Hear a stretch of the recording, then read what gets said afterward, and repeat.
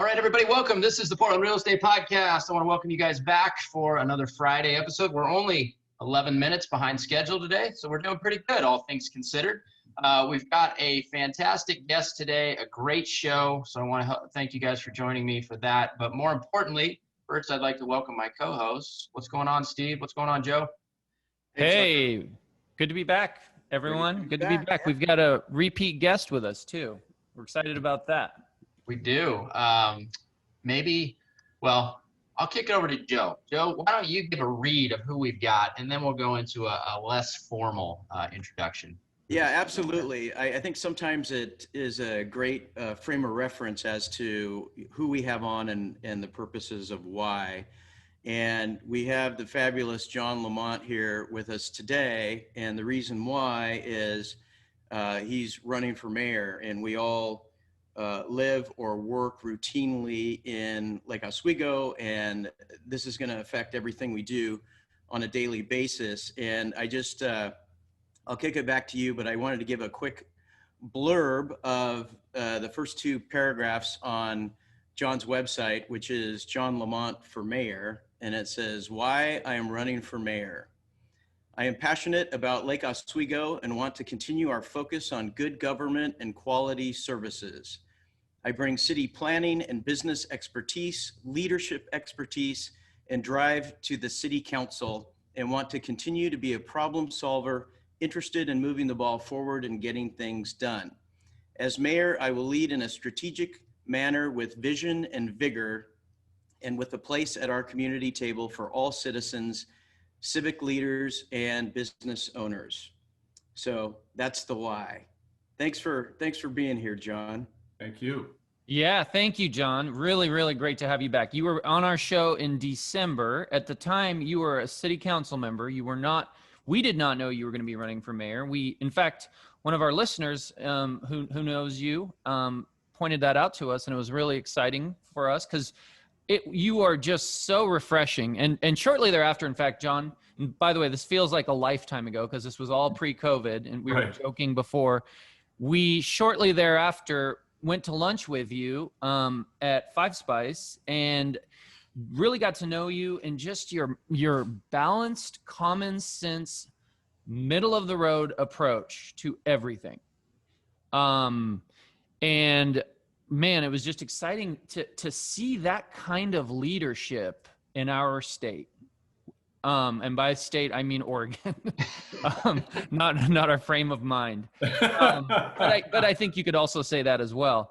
And so, you know, John, we're here because we've seen, and we're going to go over some of the proposals and agendas of some other people in Lake Oswego who sure feel to me like they're pushing Lake Oswego towards Portland. I have a screenshot because I live in Lake Oswego, just like Tucker, and of course we all work in Lake Oswego, and like many of our listeners and everybody that doesn't live in Lake Oswego, they do business here, or they sure try to and hope to.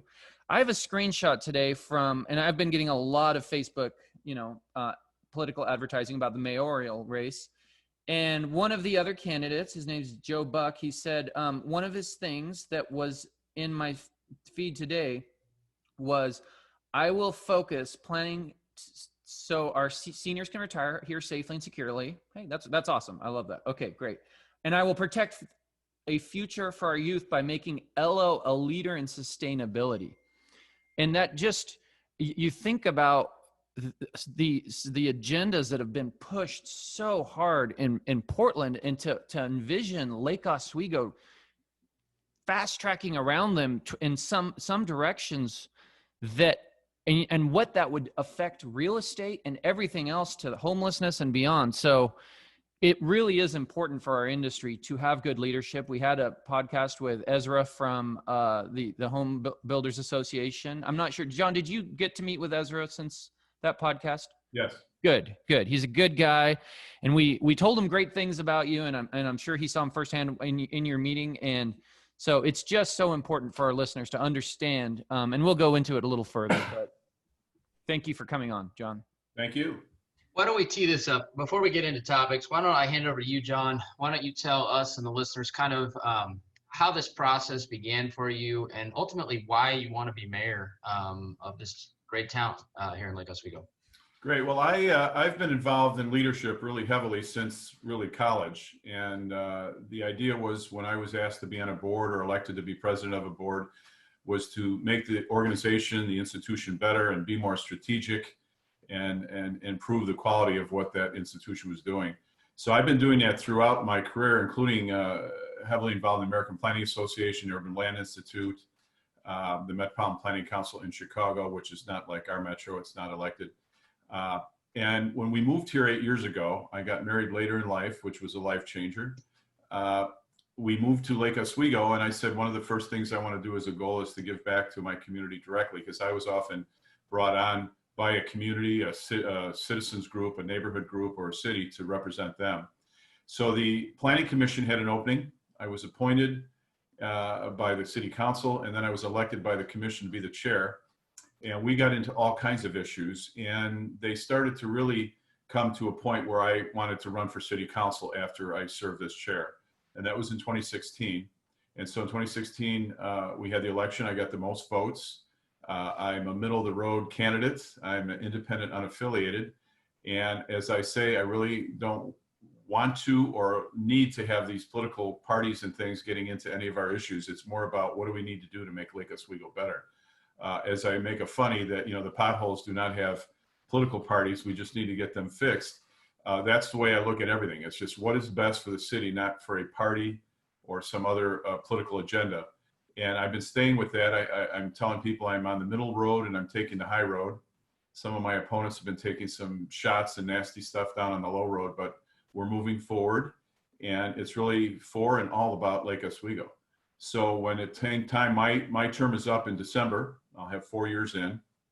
And when it came time for the next term, I said, I want to go the next step and run for mayor. The mayor is the chief ambassador, the chief strategist, the chief facilitator, the person to pull people together and get the word out and move things forward. And I've been doing that my whole career as a planner, as well as in leadership groups. So I really feel I'm ready to go and I've got the most experience. Yeah, that's Awesome. fantastic. Steve, any follow-up questions before we get into anything?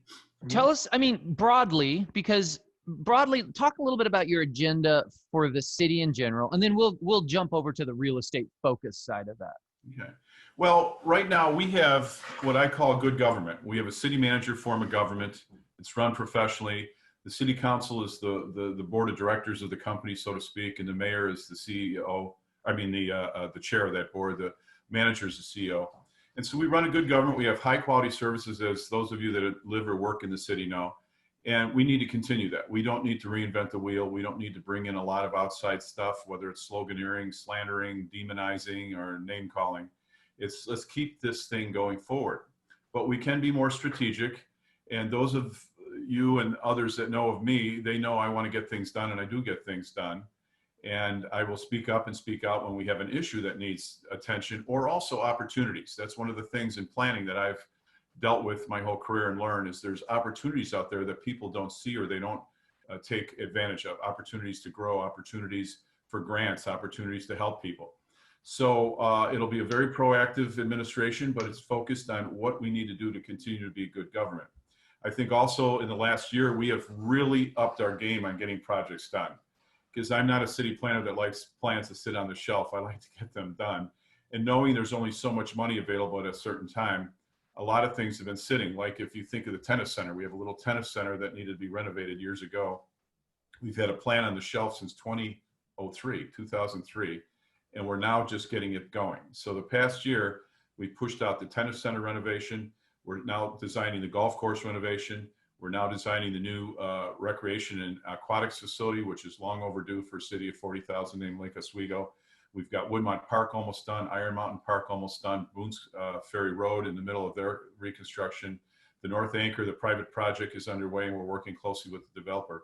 So I'm all about let's get things done that is reasonable and practical within the budgets. So that's what gets me going, the passion for the city and the passion for leadership. And I told someone the other day, as a planner, one of our tools is consensus building. Get all the parties together from A to Z, warring factions, anti this and pro that, and come to consensus on how to grow or develop in the right way, in a planned way, in a positive way. But when I became a city councilor, I also, not only consensus building, but I also was there to speak up and speak out, because we're not elected to sit around the table and hold hands and be singing Kumbaya and not getting anything done. So I will speak up and speak out, not in a nasty way, but on issues of concern and these opportunities. So I'm ready to go the next step. Mm-hmm. And I'll tell you an opportunity that has changed since the last time we had you on this show, John, and is the challenges occurring to Portland. Now, in my mind, they're doing a couple different things. First of all, I'm seeing a lot of people just throw up their hands and leave the state. But beyond that, there's other people who have their hearts here, and that's not an option or not something they're going to do. And they are either moving out of Portland, which is an opportunity for a city like Lake Oswego to be a leader in, hey, don't leave the metro area. We can take care of you. And by leader, I don't think that means that, hey, just come to Lake Oswego. You seem to like a guy that could partner with mayors of Happy Valley and Beaverton and Tigard and go, look, they're going to leave this metro area if we don't step up and have common sense reign in the suburbs, okay?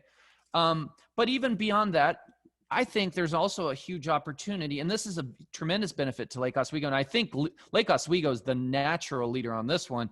For people aren't going out downtown like they were, downtown Portland like they were. There's a hole and a vacancy being created that Lake Oswego is a natural fit to fill. All of a sudden, Lake Oswego could be the hub of entertainment, eating out, the great restaurants, the great downtown. We're seeing a lot of improvements occur at the intersection of Cruz Way and Boones Ferry Road, the North Boones Ferry Road project. So having a leader like you who embraces that and sees the value that and the money that can bring to our community, and again, be a leader for other suburbs. Because if they don't stay in the metro area and we don't provide that environment, in my opinion, they're either going to leave the state entirely, or they're going to maybe go way down to the rurals, maybe go down to the Dallases or the Lebanons or Sweet Homes of Oregon, because they just want to get where there's common sense that's reigning. And some of the other candidates that are running from Lake Oswego, I feel, are moving towards the Portland mentality, is what I see. I think we do need to think collectively, because Portland's hurting and needs stability, and our other suburbs need to be reinforced together as good communities. I think we talked a little bit about this last time, and when you see the business community trying to pull out of Portland because of what's going on, and that was even before the situations recently, the tourists making second guesses on whether they should go down there. And many of our suburbanites that used to go down all the time for dinner or lunch are not going. And luckily, Lake Oswego has a lot of restaurants. We have more restaurants, I think, than most suburbs of 40,000. I've often been in cities where we're going to do a downtown plan or a commercial corridor plan, and the mayors, managers, and planners are begging me to bring a restaurant in. I go, well, we're going to do the plan. Hopefully we'll highlight all the positives and restaurants will come. But Lake Oswego has like 28 restaurants, of which like 12 of them are in our downtown, which is just amazing. Mm-hmm. And it's already happening. Even before all the COVID situation and the riots, it's been a movement to Lake Oswego. We just have to be careful that it's managed. But I also think we really, collectively as leaders and professionals really need to try and figure out how to support Portland, because it is the heart of the region. Mm-hmm. And any big area that I've worked in, the urban core is the key.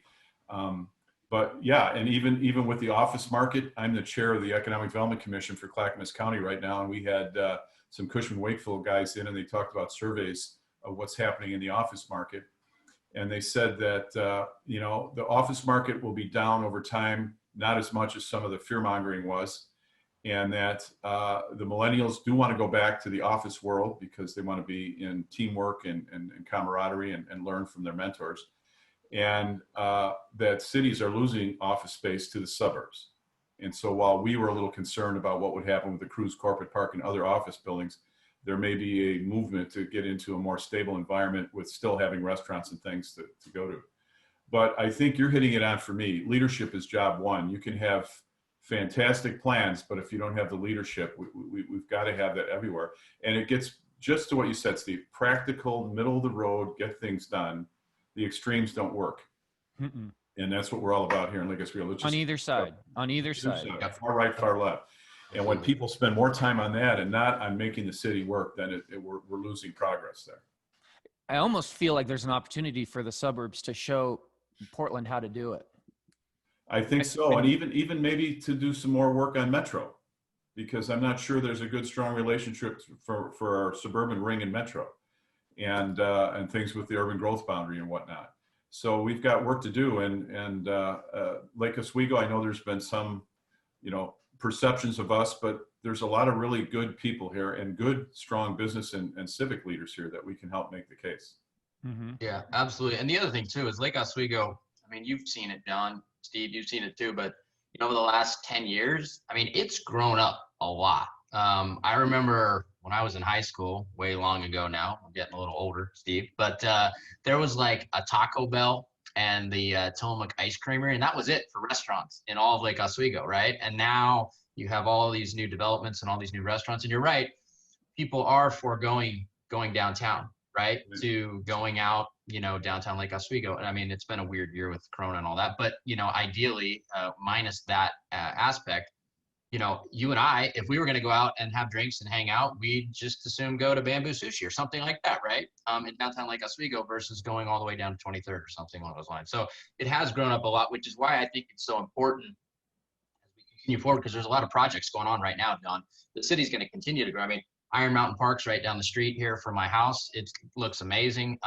We've got the whole Boone's Ferry project, which is where my office is. And, I drive through every day. I mean, there's so many things that are happening in Lake Oswego that it's going to feel like a real good sized city here very soon once those are done. And that's why I think the leadership we need to kind of take us to that next level is so important. And I think the emphasis is where you're going is on planned growth, not just let it rip. And we don't have that many development opportunities, but what we do, we want to make sure they're done right and with a plan and not just let them go. And when you feel, sadness for what Portland's going through, every city's got to be diligent and vigilant in what they're doing with their development.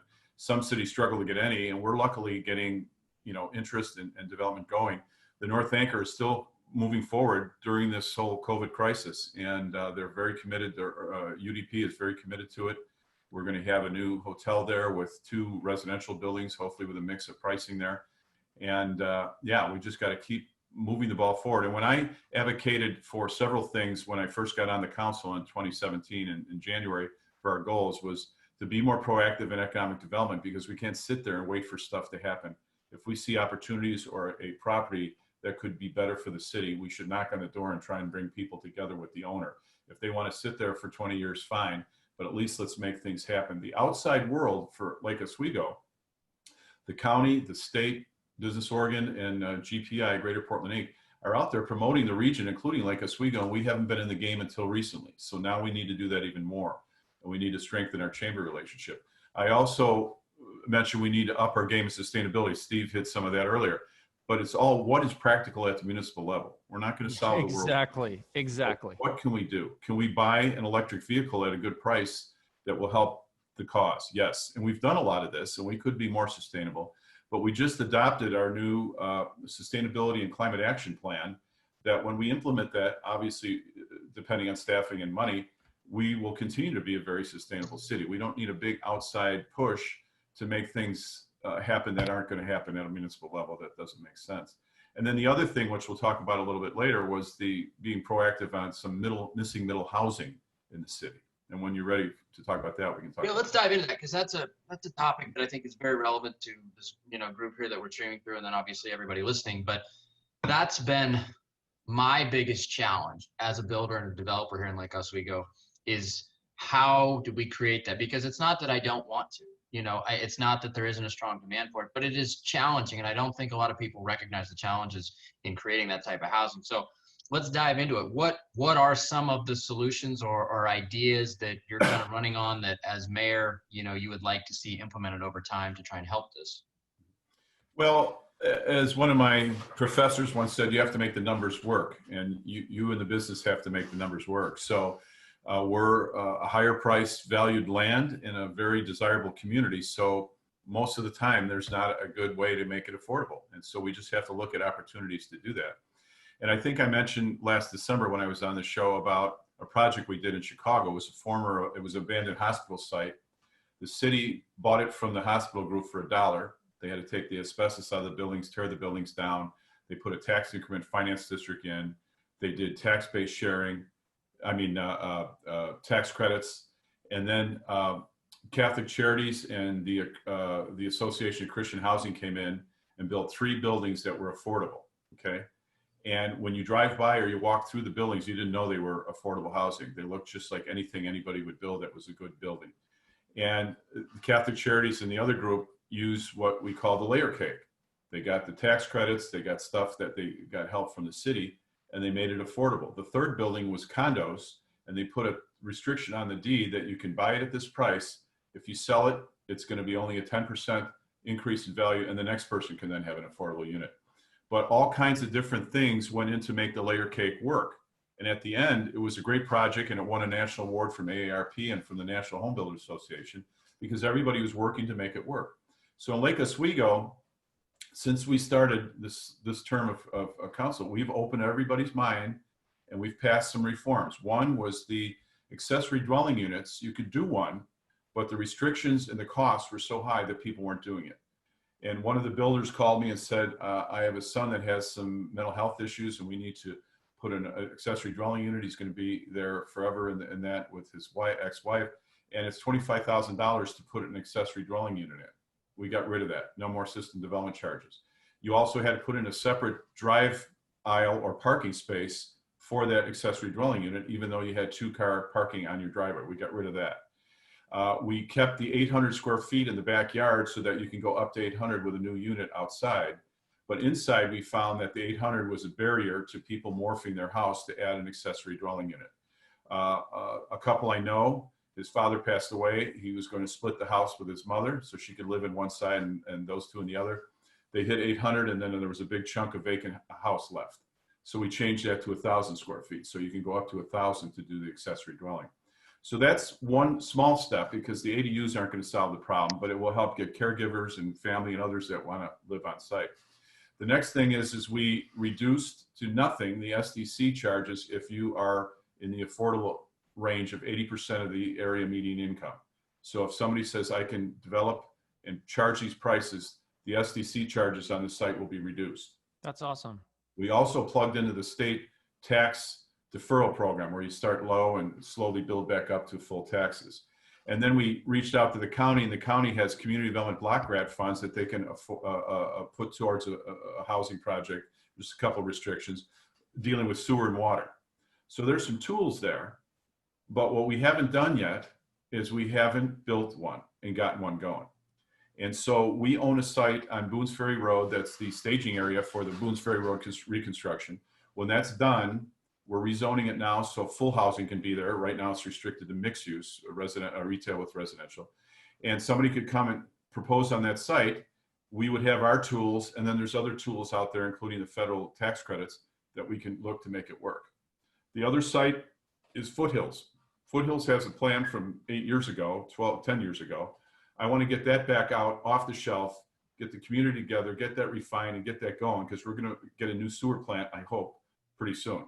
We're on the track to look at a new sewer plant down there, which could shrink the footprint of the sewer plant and add more land for development. Well, being right next to downtown, down near Oswego Point and all those apartments that are very middle priced and affordable, we could have a great mixed housing project that could support downtown and the whole city with a whole range of things, condos, townhouses, and apartments that would help keep downtown dynamic. And then the third site is Merrillhurst. The Mary's Woods, the sisters have come in and asked us to rezone that. We are doing that right now. And the whole Merrillhurst campus, if it was done right with a really great master plan, could be just a national model on how to mix up housing. Preserve the old buildings for offices and housing, and then add new mixed product, rental and for sale. And it could be fantastic. They're targeting it towards their 400 plus employees, but others in the community would be able to live there. So it's now in the next term, if I'm mayor, is let's get a project going and work with the builders in the building community. Mary's Woods currently takes how much of the Marylhurst the old Marylhurst University? Well, they're not in there per se. They're separated in their Mary's Woods campus with the new development in front up to 43. Okay. But the whole Marylhurst campus, since the school closed, that whole thing is available. Okay. For some reason, I thought Mary's Woods had gone in and taken over some of it. So No. the entire Marylhurst is there available for some kind of And project. the sisters of Mary's Woods, the ones that own the whole thing, they are in charge of Marylhurst. Got it. Okay. So they're working on a plan on how to get this housing in there, and I hope it's done well. I saw a couple of early, quick, proposals that some folks made. They weren't that great, but there's enough land, there's enough green space, there's enough older buildings. It could be really fantastic with a good plan. Absolutely. What a great idea. I love how much thought you put into this, John, because I feel like that's really important. I feel like that's missing a lot of times because as your layer cake analogy, anytime you get into development, especially like this, there are so many layers that to be a good leader, you have to come into it with some form of a base understanding of these things, because it's going to take you 4 years to figure out what the hell you're looking at if you don't know anything about it. So I think people really need to understand that you can't just step into being the leader of a city and deal with these very dynamic development projects starting from zero in terms of development knowledge. So Tucker, you might remember about a year and a half ago, there was an article about two builders, small company in Portland, and they were saying they could do more affordable if they didn't have to spend the 3 to 5 years of the front end to get sites, get permitting, get assistance, get financing. They were saying, if you just get us the sites, we'll go to work and we'll make the building work. It'll be more energy efficient, et cetera. So I think more globally, that's something we can work on, is how to get the builders launched into what they do best in building the house or the apartment or the condo. I couldn't agree more. I mean, let the builders build and be the conduit that makes that happen, right? So one of the other topics that we'll segue here a little bit is. Can I talk real quick? Yeah. Since we're on housing, I want to one of the other candidates. I have an email from this person that Tucker forwarded me today, and it talks about her agendas. It is long overdue that we are grateful. The bigger the tree, the more significant it is to provide stormwater management, to cool our local temperature, to capture more carbon. And we talked about this with Ezra, and some of this is lip service, okay? I mean, the idea that one tree here in Lake Oswego is protecting the universe, or the earth in of itself is a little bit misleading. But she goes beyond that, and just she goes so far as to say, she said in here, "This is a hill I stand on and will fight for." She says some of her actually, Steve, she said, "I will be the Lorax. I can assure you, this is a hill I'm willing to die on." Yes, that was her exact thank you. quote. It was scary sounding. Yes, like I'm trying to envision one of these projects with a tree yay big around that she's ready to die for. To quote her, she said also her first objectives. It's down here. As mayor, in addition to requesting that the council immediately declare a climate emergency, I will move to amend our climate action plan to be more people-centric, be aggressive in protecting our big trees and equitable solutions, as opposed to relying on revenue-depleting developer incentives. So no plan to work with the developers. We understand trees. I mean, John's not here saying, "Hey, let's go get the trees." That's not what he's saying. It's a balanced approach that if you want more housing, we all do. It's gonna, there's a give and take. This part was weird, guys. I have to read this to you because minimize wood burning for heating. It says that. So are we all gonna have to start buying carbon taxes for our wood stoves? Are future houses not going to be allowed to have fireplaces? I don't know what that means. And so those are a couple of the objectives these are people, and Tucker, I'm going to quote you, what you told me, a very prominent, well-known developer who we've had on the show, who builds a lot of houses in Lake Oswego that a lot of us realtors sell. Okay. I'll even say the name, Renaissance Homes, has said, "I don't know if I could be in Lake Oswego if she gets becomes mayor, I might let a bunch of projects go and go start developing somewhere else, a different suburb. That's how scary some of this rhetoric is coming out of the other camps. I think it's important to know when we talk about this subject. A couple of things. One is that there is a disconnect from the tree code to the development code that we have right now. And it's very solvable once we get into a new administration. Right now, if you're a resident and you come in to get a tree taken out or removed, you go through a lot of hoops. I've had one neighbor who went through 4 different meetings at City Hall, another one that was told, no, you can only take this, but not that, even though they needed the other one for a landscape plan. It's not as clear cut as it should be. But right now, we're not talking about reforming the tree code. But if you have your house and you're having trouble getting a tree removed, but next door, the builder can literally clear cut the whole thing, that is what is getting the tree advocates and our tree committee really riled up. And the tree committee is growing by the day. And so what we're finding is some of the trees should not be taken out. And builders will hardline their plan. And then, a month or 2 later, here comes, let's talk about the trees. And they have to play catch up and they get stalled. And then the advocates, tree advocates in the committee are trying to play catch up and they are not getting anywhere. So it's a lose-lose right now. It's not a win-win. And so I talked to Randy Sebastian of Renaissance about working with me, and I talked to Tucker and other builders and the HBA. Let's get together around the table in January with staff, with the tree committee, with all folks in the room that need to be, and get this resolved. We can tweak the development code to get more tools to do this, and we can make some incentives so that we're not dragging out the development and building process and wasting DRC time and the city council time and staff time and the tree advocate time and the builder time. All we need is to get the planning department to focus on this one thing. And the Development Review Commission, right before COVID hit, called it out in a paper saying we need to stop it because every DRC meeting they get caught in the middle of the tree issue and it's not working. So on one project in the Forest Highlands area, all trees are going to be taken out. Staff said we're just going to move the house within the footprint. We can't deal with it outside. It was painfully obvious if they moved the house 3 feet beyond the setback and asked for variance, everything would have been fine. But no, we couldn't do that. Staff didn't do it. The developers said, hey, variances take a long time. Well, going through the DRC and then being appealed and going through the council takes more time. So we made a motion, approved the project, but saved tree 13, 14, 15, and 16.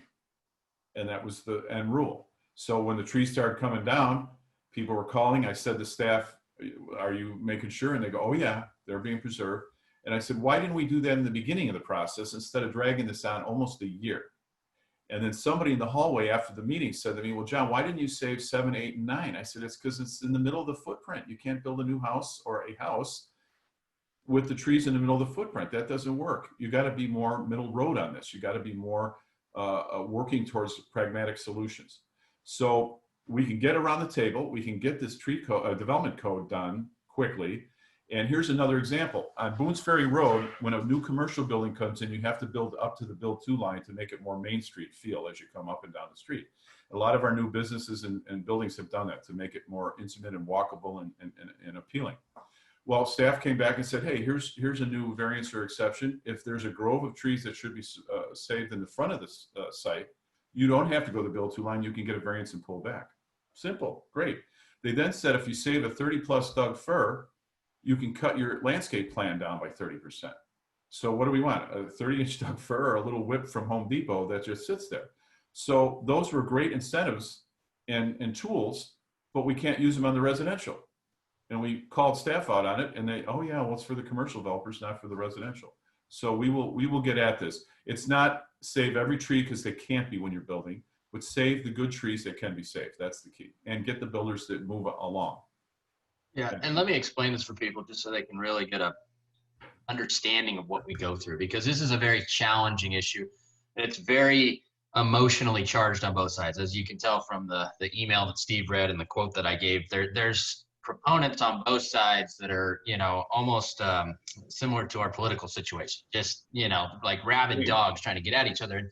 And neither side wins, as John said, when that's the case. But what we deal with as a builder is we go in, we want to build a home. And when you build that new home, there's a footprint for that home that it basically takes up. And if there's a tree that sits in the middle of that footprint there's not much that you can do about it. And the people that are very pro tree have to realize they live in a home that likely had a tree that sat in the middle of their footprint before it was built. And so there are certain trees that just through redevelopment cannot be saved. But there are trees that sit outside of the footprint. And depending on how you can shift the home on the lot, you might be able to save more of those trees. And so to streamline a process where maybe you are able to get a variance for the distance from the back of the property to the edge of that footprint easily, now you can shift that home easily, you can save more trees. So John's talking about streamlining a process that is otherwise very clunky. It takes a lot of time, a lot of meetings, tons of phone calls, tons of emails. And so time is money with developers. And so if you string out a project that should be 5 weeks in permits and you turn it into 5 months in permits over trees, we don't want to go the route of getting a variance and dealing with all that, because then inevitably, if we go try and get a variance, there will be builder haters out there that file a complaint, or they want to take us to DRC if staff approves that variance. I mean, I've been in a situation, just so everybody knows, in first edition where we were granted a variance by staff. I was taken to DRC because the head of the neighborhood association for first edition didn't like the fact that we got a 2-foot footprint variance off the back. So nothing that anybody saw, but they didn't like that. So they took me to DRC and I got overruled. And the city kept $4,000 that I paid for that variance and retracted my variance. And I had to go back to the drawing board and I had to do a whole new set of plans as well for my townhome. So it's a very contentious process. And so if we can streamline it and we can make it more of just a straight line type agreements and ways to do things, it would clean this up tremendously. And it would also, the way it impacts property owners now, right? There's a lot of property that can be redeveloped in Lake Oswego, or not a lot, but there's a fair bit. And most of that property is owned by older people, right? And so that property, as property values have increased and areas have redeveloped around them, that property value becomes much more valuable over time. But if you are saying that you cannot cut trees easily or at all, what does that do to the property value, right? It's going to put you down. So ultimately, you get hurt on the other side too. It's not just the builders trying to build a home. It's these older folks that have lived in Lake Oswego for a very long amount of time where their retirement is tied to the property they own. It affects them as well. So I think that's important to say. And you look at the details and you go, okay, the one extremist, as Steve was talking about the extremes, is save all the trees on the lot. Well, then maybe that person that says that should buy it as a park because you can't build on it. If you go to the middle ground, say, yeah, we want you to build, we'll maybe flip the footprint, move the driveway over, shift it back 3 feet, move over a little bit, and save a couple of good trees, then why not? So I think if we're all talking together in the front end of the process, what can we do to make this work right for the city's trees and for the builder?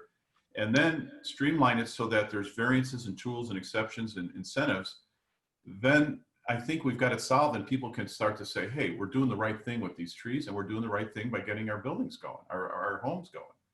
So I can see we're so close. We just got to get the leadership around the table. Yeah. And time is money. You were talking about how long it takes to get through that process, Tucker, and how your holding costs, they're negatively impacting affordability. That's what we were just talking about. So the two components are currently contradicting each other, right? You want housing affordability, right, which means more housing, which means less time for the developers to get that housing created. So this is, you can't then also at the same time have no trees being cut or a really clunky process that takes them so long that by the time the house is done, there's an extra $30,000, $50,000 in carrying costs because it took them a year to do what otherwise could have taken 5-6 months. So here's a quick example. Last Tuesday, 3 days ago, we just voted 6-1 not to approve a project that had been shut down by the DRC. The DRC Development Review Commission voted 6-0 against this project because they didn't feel there was enough discussion of other ideas, variety of options on making the trees work. And it was very straightforward. There wasn't some tree in the middle. And we looked at it and we said, okay, this craziness keeps going on. It did not look like the builder's architect or land planner or landscape architect had worked the site enough. And we could have shifted a little bit to the left, a little bit to the north, or flipped the garage. But it was not strong. It was not a strong statement that they had done that. So we voted 6-1 to say, no, we're done. If you want to go back to the drawing board, great. And I look at these things and they happen after the original submittal. So how do you say, okay, we've got a detailed site plan that gets submitted for plan approval and permits, and then later say, oh, let's start talking about the trees. Let's do it together and get it done and get the trace paper out and move things around and get it done. And also to open the mind of the staff. So here's some discrepancies on the approach. A couple years ago, the 3 properties behind Duke's Public House Bar and Restaurant, developer wanted to build 3 homes. He wanted 23 exceptions and variances, and staff signed off on it. Said, yeah, okay. Well, then he got the DRC, and DRC said, no, that's not what the exceptions variance is for. A foot here, a foot there, there's an electrical box in the way, a rock or something, but not 23. Well, then it comes to some of the builders trying to maneuver the site and maybe move the site. They don't even encourage or try and get a variance going. So we got to get everybody to the middle ground to get this done right. And we will save some good trees, and we will get some good buildings going a lot better. I think we need just a little bit of logic in some of these ordinances, because they're so antiquated. And I don't know if it's to charge more fees, for the city, or if it's because they don't want Lake Oswego to turn into the next Sherwood. But everything moves forward. If a builder or developer spends all this time fighting to remove this tree so they can do what they do, that's going to be a higher priced property, and that's going to transfer to all of the buyers. And it's because these were set, and it seems to be so antiquated, and they seem to be like unmoving on anything, that we're not making forward progress. And it would help the city of Lake Oswego if people could just not have a blanket, no, you can't do anything and it's going to be super expensive. If they're a little bit more flexible, hey, they want to cut down this tree to build a home, or maybe increase a view, but they're going to plant another tree somewhere else. It seems to be restricting forward progress of the city of Lake Oswego in the planning and development in the tree ordinances. And we'd really like to see that be a little more flexible, I guess. At least someone to look at it in a logical fashion, like, okay, here's what you want to do. That makes sense, right? Instead of just, no, you gotta beat them up for 5 months just to maybe get your way. And a lot of the tree committee folks are very good people that are very passionate about the trees, but also understand the process of building up our community, a new home or new store. And they have said repeatedly, they're not against development. They're not pushing little tiny footprints on us, but they feel that the process is skewed away from doing the right thing. And we don't have the tools to save some good trees. But as I talk with Randy and Tucker and others, if we get everybody going in the front end, and let's save what we can and be smart about it, but have the tools to do it right, then I think we can make most people happy. The people that are going to save every tree, that just doesn't work. But we can get it done. It's time to get the building community together with these tree folks in the community. So yeah, I agree. And in kind of closing on this, by not having this and having these 2 camps, you end up with a lot of playing favorites. You end up with a lot of corruption on the neighborhood association front. And I don't want to name names of people, but one of the other candidates is tied to one of the neighborhood associations. And I've looked this up, Steve, because I've been so pissed off about this, because we'll need to cut 1 tree for a very valid reason, right? And we'll get all kinds of opposition for it because we're a builder. And part of this is because of this process is not streamlined and it's not clearly defined, right? And so this tree, whatever it is, whichever one we've needed to cut, that has a very valid reason why we're needing to cut it.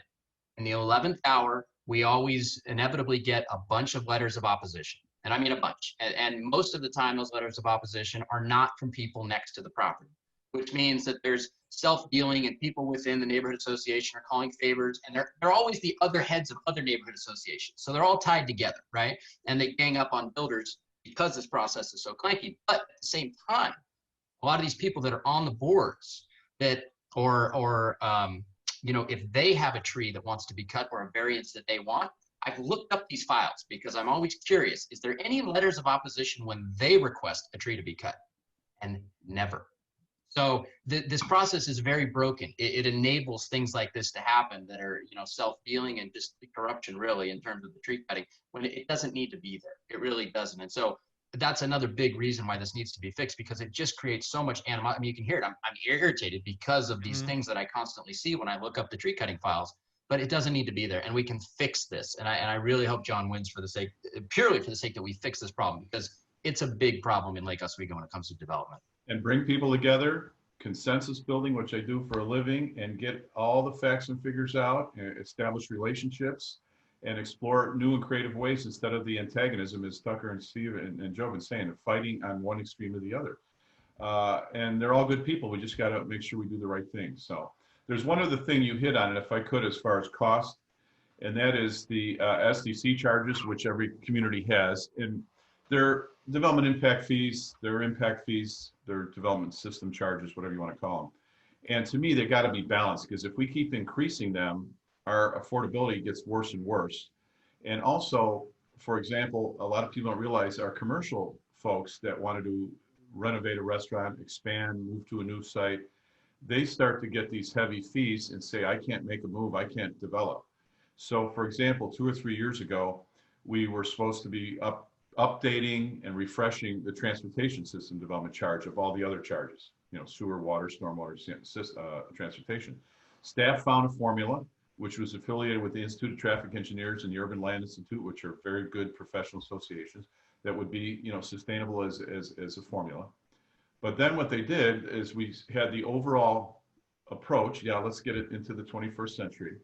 But later, as we were getting close to the vote, they listed all the different businesses and how much they would have to pay.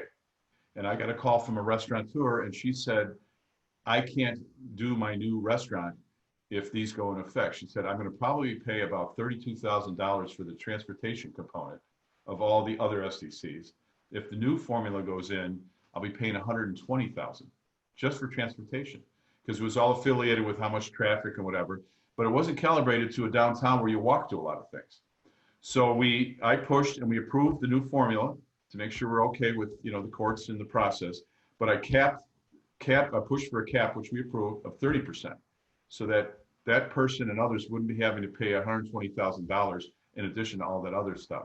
Because otherwise we have no economic development, no expansion, people won't come here. And there was a woman that owned a coffee shop that was looking for a site, and she was in another community, and they were like $400,000 in SDCs. And she said, I can't do that for a little coffee shop. So we got to be sensible and balanced. That's the key. And I want to point out to our listeners, because if it seems like, he's on the developer side, he's only on the builder side. No, John was a proponent of the $15,000 teardown tax that Tucker doesn't like. But John came on our show last time and he explained it. And whilst Tucker's probably still not going to like it, as an independent listener who it doesn't impact, I got it.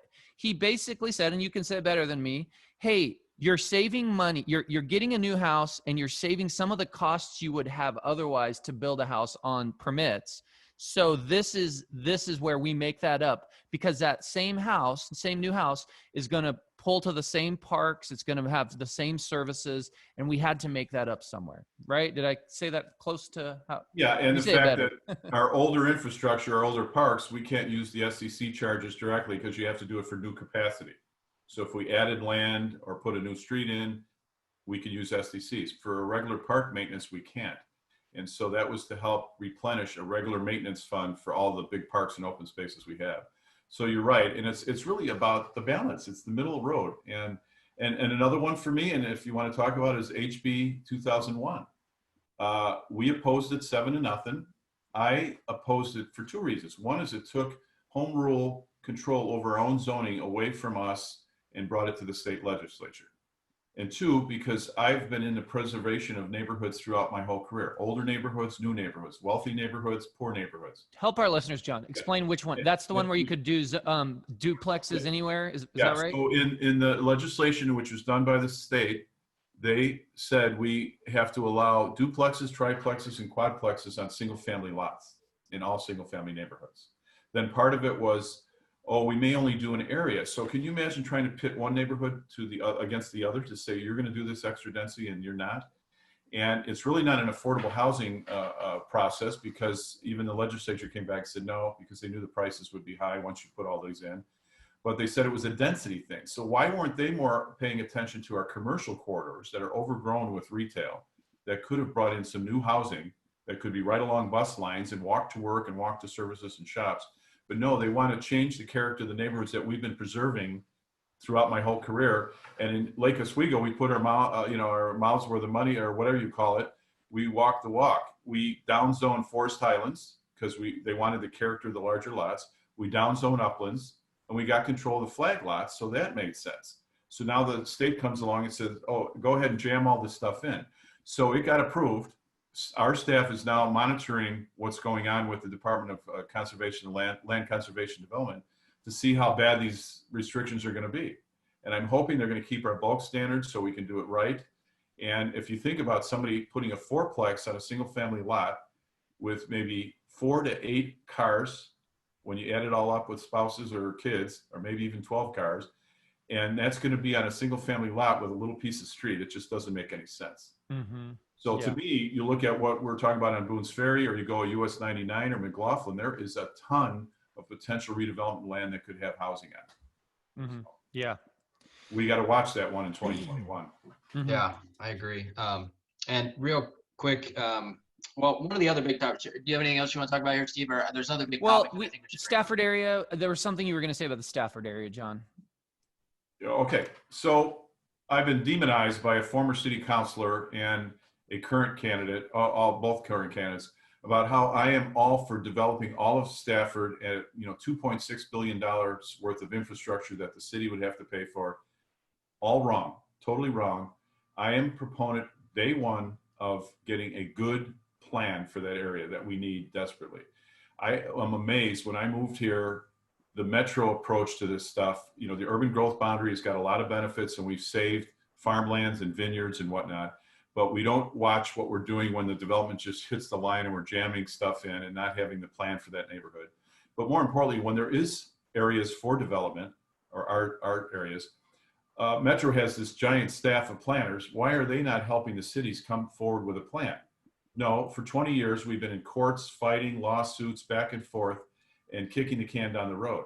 It is time for a comprehensive master plan of that Stafford area, 4,000 acres, to define all these things everybody's been talking about. We have traffic coming up Stafford right now that's really clogging the city, and it's going to get worse. There's 2,000 units coming in from Wilsonville's Frog Pond development, which was very nicely planned at the northeast corner of Wilsonville. But people don't know what's going to happen when they come up Stafford to hit the interchange or come through Lake Oswego. The ODOT folks are designing the widening of 205 without any input of what could happen at Stafford's interchange. So I've been proponent of everybody around the table, all 3 cities, the county, the state, and metro, and the community, to get a sensible plan for the area and finally settle all the questions. But the demonizing is still going on, and I got to counter it wherever I can and say, no, that's not what I'm pushing. Now, I, as a planner, and I've been in the consulting world most of my career, I've worked on 8,000 acre areas. And when people get around the table and work things out and see different scenarios, then the right plan will evolve. The land and the community will tell us the direction. So I just want to clarify what people are saying. Yeah, and I think it's crazy to not get around the table and figure this out, because the problems are just going to get worse, and ultimately it's going to get developed. So why not sit down and at least put a plan together? There's no reason not to. It seems like if you want to push against that and not do that, in my opinion, it's just not, you're not a good leader, because again, part of my description of what a good leader is you have to be able to meet and talk to people you don't agree with, right? And do it in a formidable way. So I think that's a pretty straightforward point. And I would argue with anybody that would demonize you over at least talking about what that plan could be, because that just seems crazy to me. And when people talk to me about individual things like agricultural preservation, green gateways, green paths and trails, I talked about keeping the rural scape down there so it's not jammed right up to it. Affordable housing mix, conservation communities, cluster communities. They're all talking bits and pieces, but they're not looking at it holistically, which you would do if you brought in a team. And I've seen the power of planning, of good planning, in my career for many years, and it can be done, and it can be done with everybody at the table. But saying that we have to spend $2.6 billion on infrastructure is totally wrong, and it's fear-mongering, and it's fear tactics, and it should stop. Tualatin wants to come in and get a grant from Metro to finally get the planning going, and we, Lake Oswego, should be at the table. I've made the little quote that if you're not at the table, you're on the menu, and we better start paying attention down there, because it's going to come our way if we don't do it right. Mm-hmm. Good stuff, John. You were going to talk about defunding police. Is that something, not you, were proponent of that, I'm assuming. Was that something that was on the agenda for some of the other mayoral candidates? Is that? Well, it's more for some folks that are out there. You know, there's a lot of pain going around the country with what happened to George Floyd and the bad things that have happened since. You think that would be the last one. It keeps going on. And I think a lot of people in our community, whether they're on the right side of the equation, middle or left, have been feeling that pain. But then they're all starting to say, when I'm talking, we got to get back to what's right for Lake Oswego. And they're worried about people saying defund the police. It's settled down a little bit. But I'm not for defunding the police. Safety is job one of building a city or having a healthy city. Absolutely. So our police department is working hard every day. I've worked with county sheriffs, suburban police, and urban cops as a planner working in communities. And we have one of the most advanced police departments in the country. Now, can we do better? Sure. If there's a person that's a problem, if there's a protocol or an approach or a policy, we'll look at it. But they work hard. They go home every night just like we do. They have families just like we do. And if there's issues that we have to address, we will. And that's why I fought so hard to make sure that we, the council, are working on the policing approach directly, not some little task force or other group. It's us working on policing because that's what people are asking for. And people want to make sure that we're safe and we're watching the community and we keep the good police going. And it is a very safe community. I sold a house on Lorna Lane over in on the south part of Lake Oswego. And it was interesting. My inspector, who doesn't live in Lake Oswego, and he's a very chatty guy, and the buyers were new to Lake Oswego, and I actually heard something he said that was so interesting, and it resonated well. He goes, you know, one thing that's great about Lake Oswego, doesn't matter what happens, if, you know, it could be your cat's in a tree, whatever. If you call the police, they'll be there within a matter of minutes. Right. And I thought that, you know, how comforting is that to tell somebody that's in our city? Right. And we've seen the opposite. We've heard stories. I mean, Portland, there was Oregonian had an article about somebody who had gunshots into their house, called the police, and 17 hours later, someone showed up and said, "Hey, we've been busy." Mm-hmm. I mean, And we have to be very careful. Yeah. My favorite thing is reading the Lake Oswego Review, the police blotter, to see all the crimes and stuff. And it is a very safe town, but there are crimes that go on. And it's so that the defunding the police, you know, if you witness something going on and you call the cops, it's nice that they're there and respond quickly instead of the person on the other line saying, "Oh, there's a crime going on. Our thoughts and prayers are with you." It'll be, you know, another 12 hours before anyone responds. And people gravitate to safe neighborhoods that have a great infrastructure and well laid out. And I do think those guys are the hardest working people in America, and you know, we got to keep them around. I'll tell you a quick story. Sorry, John, to cut you off, but this really epitomizes why this is important. And so I was walking away from one of our projects not too long ago, and I hear this guy screaming at the top of his lungs, "I'm gonna burn this MRFer down," right? And it was a house with kids and a woman, and like it just seemed very strange. So I had two options, like, well, I can go over there and it might end up in a fist fight or something bad, and I don't want to get in the middle of whatever this is. But I don't want to walk away too, and just, if this guy burns the house down or something happens to these kids and this woman, I'd feel terrible that I didn't do something, right? So I called the police. I said, "Hey, this guy's screaming that he's going to burn the house down. It sounds like a bad, you know, domestic deal. You know, somebody might want to go there and just kind of defuse this thing and see what's going on." And literally like 2 minutes later, they popped in there and they dealt with it and they calmed it down and all that. But, you know, that's one of those things where if it's in another part of town or it's in Portland, you know, that may have to work itself out and it may not work out well. Mm-hmm. And it's, again, back to practical and pragmatic, is a city has to be safe before you even think about other things. I mean, schools and roads and paths and trails and everything, and open spaces and parks are important. But if it's not safe, and I forget the big city, it might have been Minneapolis, they said, we're going to defund the police. But then they created a Department of Public Safety, of which will have armed, uniformed police officers in it. So what are you doing? It's a shell game. Lip service. There's so much lip service everywhere. So luckily it settled down the last month or so, but I'm looking forward to getting with our police department and our chief and captain and officers and saying, what can we do better? Here's an example. So when a professor at UCLA asked our chief, can you respond to 8 can't wait, those 8 policies that police departments should have, the chokehold issue and all that. Well, our chief did, and he did a beautiful job of explaining what it is that they're doing and why they don't do things. We don't allow the chokeholds. We're ahead of a lot of the cities.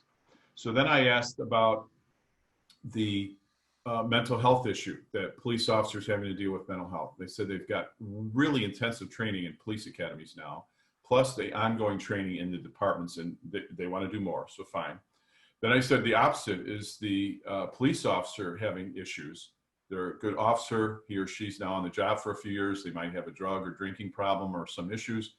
He said, no, we have the wellness program from the state, so it's mental, spiritual, and body and physical health. We will be watching them all the time to make sure they're okay and they're feeling healthy. And then the third thing I said is the bad penny. You know, the passing the bad penny to another police department, which happened from Lake Oswego to West Lynn, and that whole police chief thing blew up 20 years later. Well, we don't do that. We do intensive background checks for new police officers. And if it's a lateral move where they come from another community, we interview their peers and their superiors to make sure they're a good person and they're a good police officer. And then the fourth thing I asked about was cameras, because that's becoming more and more of a concern and people are researching it more. And we have cameras on the police cars that shoot out 35 feet, but if the police officer goes to the door in the park or in the back, they're not on. They don't catch that. And our chief said, hey, we're looking for it. Our officers are asking for it. Well, we've got some new experimental cameras that are being looked at, and if we need to do it, we'll work on it. It's just a matter of what are the practical things we need to do to be better. But let's not demonize our police. I think those cameras are no brainers. I think there is beneficial for the good police officers, and which is most, as they are for the public. So yeah, I think that's a great move. Let's move on from there. Homeless. We were going to talk about that. Actually, I think we're running short on time, so he's got to exit here in just a second. So, and I've got to do the same. But I will say this: maybe let's just itemize the different candidates here and kind of where you fit in, John. I think everybody should know from this point of talking, but we basically have Teresa on one side. She's kind of, at least in my mind, I'm saying this as anybody else, but she seems like the extremist on one side. She's the one that's willing to die on the hill for a tree, as we kind of went back and forth, Steve. You've got Joe Buck, who is probably, I don't know exactly where he falls, but he seems to be doing a lot of pandering. There's a little bit of questioning going on in terms of his living situation and why his living situation is that way. I did some investigative journalism on that, by the way. All right. I will give you the floor then to let us know. Well, I read the article. The article is in the Lake Oswego Review, and he put this out on Facebook too. As a Lake Oswego resident, I got this saying the Lake Oswego Review exonerated me, and as they have said I'm a resident. Not really. Reading this article, they're saying the city has cleared him as a resident, but there's a lot of questions around it. And the questions are he basically bought a house that's outside of city limits. We are realtors. We have access to data. I looked up the residence. It is it was sold by a Premier Property Group agent.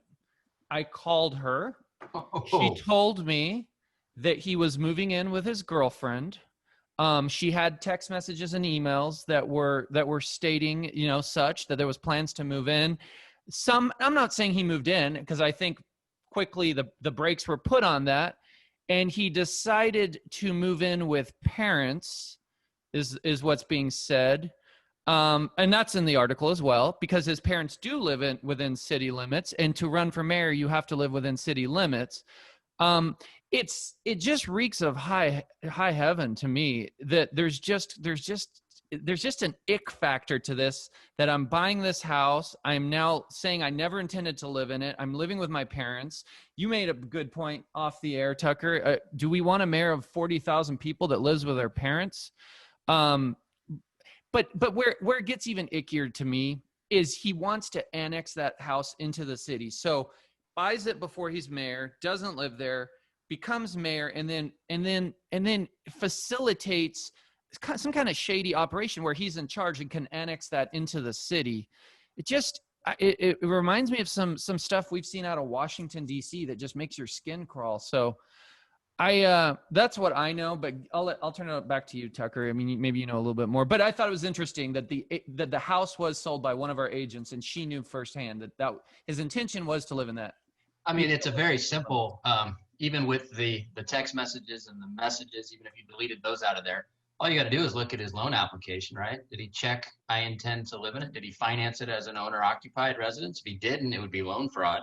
So, either you're committing loan fraud or you're maybe fudging the truth on the other side. So that's would seem like a real simple way to solve that one. But I also, to your point, it does feel icky. I don't want a guy that's 40 years old plus that lives with his parents running this city. I mean, that seems like the last person that I'd want to have run it. And not just for that reason, but I mean, I'm 40. I would never move back in with my parents if I had a situation where I needed to find some temporary housing. So to me, I mean, that just seems like a bit of a BS excuse and a little bit of, as we said here, lip service. I will say this. This is kind of self-dealing, right? That's basically what this is. It's using people and leveraging them to kind of get what you want. I have seen this happen a lot with longtime Lake Oswego people. And this happens with, the neighborhood board that I talked about and how they use their power to cut trees and get variances. I mean, one of the people on the board that his dad is on, by the way, they cut 27 trees and got 4 variances without one single letter of opposition. So if we as a builder, John, tried to cut 27 trees and get 4 variances, there's not a shot in hell that we would get that through without going through DRC and ultimately council. And there's probably not a shot in hell we'd even get approved for that at those levels, unless we had some very compelling reasons to do that stuff. So I guess that just kind of goes to your point, Steve. There's definitely some self-dealing going on here. There's some icky factor. I see the icky factor when I see the no letters of opposition for 27 trees and 4 variances. This is something that the public can see, and of course they can make their own decision. But I'm in your camp. I really think that this is just we're being told what he wants us to hear, and if we don't at least look at it objectively, it's like, should we be voting? So. And the most important part is if you were to listen, I mean, we have John here, and everything he says is common sense. It's middle of the road. It's reasonable. If nothing else, take the ick factor out. You don't find this very often, and especially in this day and age and in this, in the state of Oregon. So, John, you are a leader in our state that I'm proud to see in our community at this level. And not only that, I would love to see other mayors throughout our state learn from you and emulate that approach of bring everyone together on both sides and not be extremist, because that's what's dividing this entire country and causing problems for the state. And this state, I think we can honestly say, is being affected more so than probably anywhere else in the country. I was just at a weekend retreat with one of my partners at my firm who has moved to Arizona. He says, I don't even tell people I'm from Portland anymore. I just tell them I'm from Oregon, because it was just so, they're like, oh, what the heck is going on over there? So we can fix this over time. It's not going to happen immediately, but it's going to be through people like John as our leaders. What I really appreciate, sort of the professionalism I'm seeing. I wasn't privy to go to lunch with you like Tucker and Steve, but the last, through this podcast, you've been very vocal and expressing kind of what your beliefs are and how you like to work. A thread of logic has been, the sort of the main mantra of we can solve this thing logically. And the last 5 minutes, Tucker and Steve talked a little bit about your running mates, and you got very quiet. I don't think you said a word for 5 minutes, and I love that about you. I think that's fabulous, and I think it speaks volumes for. I'm not here to rag on the people I'm running against. I'm here to make Lake Oswego better, and let's do this together and logically. So kudos to you. Thank you. Trying to take the high road, even I'm getting shots off the low road. Well, I'll say this in kind of closing here as we wrap up.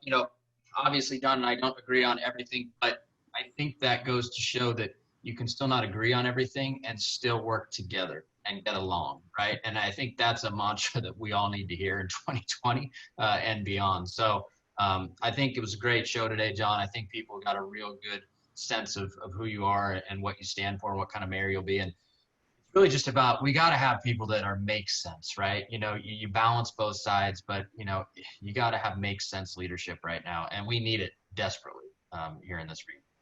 That's right. Absolutely.